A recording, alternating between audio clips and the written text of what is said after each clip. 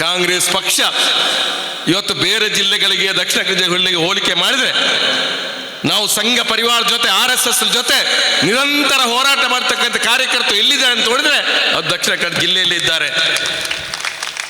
ಯಾರು ಕೂಡ ಬೇರೆ ಜಿಲ್ಲೆಯಲ್ಲಿ ಇಷ್ಟು ಸಂಘರ್ಷಗಳು ಇರುವುದಿಲ್ಲ. ಇಷ್ಟು ಸಂಘರ್ಷಗಳು ಇರ್ತಕ್ಕಂಥ ಜಿಲ್ಲೆ ದಕ್ಷಿಣ ಕನ್ನಡ ಜಿಲ್ಲೆ. ತಾವು ಮುಖಂಡರು ಕೂಡ ಇದನ್ನ ಅರ್ಥ ಮಾಡಬೇಕು ಅಂತ ಹೇಳ್ತಕ್ಕಂಥ ಮಾತನ್ನು ಹೇಳ್ತಾ ಇದ್ದೀನಿ. ಇಲ್ಲಿ ನೈಜ ಕಾಂಗ್ರೆಸ್ಗಳು ದೊಡ್ಡ ಸಂಖ್ಯೆಯಲ್ಲಿದ್ದಾರೆ. ಬೆರಳೆಣಿಕೆ ಮಂದಿ ಅಡ್ಜಸ್ಟ್ಮೆಂಟ್ ಪಾಲಿಟಿಕ್ಸ್ ಮಾಡುವವರಿದ್ದಾರೆ. ಆದರೆ ದಿನನಿತ್ಯದ ಜೀವನದಲ್ಲಿ ಪಕ್ಷದ ಒಂದು ಹಿತದೃಷ್ಟಿಯನ್ನು ಕಾಯ್ದುಕೊಂಡು ನಿರಂತರ ಹೋರಾಟ ಮಾಡ್ತಕ್ಕಂಥ ನೈಜ ಕಾಂಗ್ರೆಸ್ಗರು ಇರ್ತಕ್ಕಂಥ ಜಿಲ್ಲೆ ದಕ್ಷಿಣ ಕನ್ನಡ ಜಿಲ್ಲೆ ಅಂತ ಹೇಳ್ತಕ್ಕಂಥ ಹೆಮ್ಮೆ ನಮಗೆ ಇದೆ. ದಕ್ಷಿಣ ಕನ್ನಡ ಜಿಲ್ಲೆ ಅಂತ ಹೇಳಿದ್ರೆ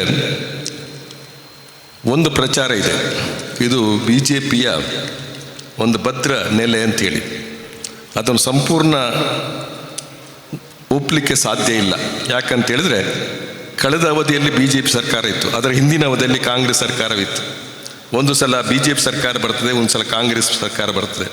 ಇದೊಂದು ಕುಸ್ತಿ ಅಖಾಡ ಇದ್ದಾಗೆ ಈ ದಕ್ಷಿಣ ಕನ್ನಡ ಜಿಲ್ಲೆ. ನಾವು ಇವತ್ತು ಸೋತಿರ್ಬೋದು, ನಾವು ಸತ್ತಿಲ್ಲ ಅನ್ನೋದನ್ನು ನಾವು ನಿಮ್ಮ ಸಮಾಜಕ್ಕೆ ನಾವು ಯಾವತ್ತೂ ಹೇಳ್ತಾ ಇದ್ವಿ. ನಾವು ಸೋತದ್ದು ಮಾತ್ರ. ಆದರೆ ಒಂದು ಸರಿ ಸೋತಾಗ ನಾವು ಧೃತಿಗೆಡದ್ವಿ.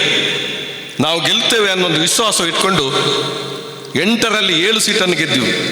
ಡಾಕ್ಟರ್ ರಘು ಅವರು ಬೆರಳೆಣಿಕೆ ಓಟಲ್ಲಿ ಮಾತ್ರ ಸೋತದ್ದು. ಹೌದೊಂದು ಇತಿಹಾಸ. ನಾವು ಯಾವತ್ತೂ ಇತಿಹಾಸವನ್ನು ಮರೆಯಬಾರ್ದು. ಈ ಇತಿಹಾಸವನ್ನು ನೋಡಿದ್ರೆ ದಕ್ಷಿಣ ಕನ್ನಡ ಜಿಲ್ಲೆ ಒಂದು ಕಾಂಗ್ರೆಸ್ನ ಒಂದು ಭದ್ರ ನೆಲೆ ಅನ್ನುವಂಥದ್ದು ನಾವೆಲ್ಲ ತಿಳ್ಕೊಂಡಿರೋದು ಸತ್ಯ. ಯಾಕೆಂದರೆ ಅತ್ಯಂತ ಹೆಚ್ಚು ಕಾಂಗ್ರೆಸ್ ಫಲಾನುಭವಿಗಳು ಯಾರಾದರೂ ಎಲ್ಲಾದರೂ ಇದ್ದರೆ ಅದು ದಕ್ಷಿಣ ಕನ್ನಡ ಜಿಲ್ಲೆಯಲ್ಲಿದ್ದಾರೆ. ಯಾರಿಗೂ ಅನ್ಯಾಯ ಆಗಿಲ್ಲ, ಬಡವರಿಗೆ ಕಾಂಗ್ರೆಸ್ ಪಕ್ಷ ಅನ್ಯಾಯ ಆಗಿಲ್ಲ. ಕಾಂಗ್ರೆಸ್ ಪಕ್ಷದಿಂದ ಅನ್ಯಾಯ ಆಗಿದ್ರೆ ನಮ್ಮಂಥ ಜಮೀನ್ದಾರರಿಗೆ ಅನ್ಯಾಯ ಆಗಿದೆ, ಬಂಡವಾಳಶಾಹಿಗಳಿಗೆ ಅನ್ಯಾಯ ಆಗಿದೆ, ಜಮೀನ್ದಾರರಿಗೆ ಅನ್ಯಾಯ ಆಗಿದೆ, ಶ್ರೀಮಂತರಿಗೆ ಅನ್ಯಾಯ ಆಗಿದೆ. ಬಡವನಿಗೆ ಯಾವತ್ತೂ ಕೂಡ ಕಾಂಗ್ರೆಸ್ನಿಂದ ಅನ್ಯಾಯ ಆಗಿಲ್ಲ.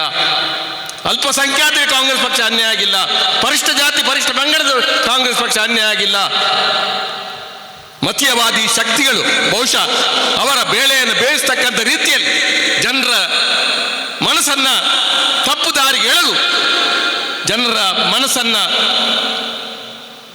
ದಾರಿಗೆ ಎಳೆದು ಅವರು ಲಾಭ ಪಡೀತಕ್ಕಂಥ ಕೆಲಸಗಳನ್ನು ಮಾಡ್ತಾರೆ ಈ ಜಿಲ್ಲೆಯಲ್ಲಿ.